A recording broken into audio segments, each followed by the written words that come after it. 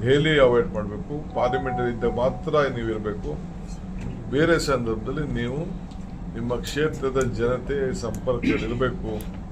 ಸರ್ಕಾರ ಇದೆ, ಸರ್ಕಾರನ ಉಪಯೋಗಿಸ್ಕೊಂಡು ನಿಮ್ಮ ಕ್ಷೇತ್ರಕ್ಕೆ ಏನಾಗಬೇಕು, ಜನರ ಮಧ್ಯೆನೇ ನೀವು ಬದುಕಬೇಕು ಅನ್ನೋ ಒಂದು ಸಂದೇಶವನ್ನು, ಮಾತನ್ನು, ಆದೇಶವನ್ನು, ಮನವಿಯನ್ನು ಅವರು ಮಾಡಿದ್ದಾರೆ. ಇದಲ್ಲದೆ ಸೋತವ್ರಿಗೂ ಕೂಡ ನೀವು ಕೂಡ ಸೋತಿದ್ದೀವಿ ಅಂತ ಹಿಂದಕ್ಕಿರಬಾರ್ದು, ನೀವು ಕೂಡ ಜನರ ಮಧ್ಯೆ ಇರಬೇಕು ಅಂತೇಳಿ ಎಲ್ಲರೂ ಕೂಡ ಮಾತಾಡಿದ್ದಾರೆ.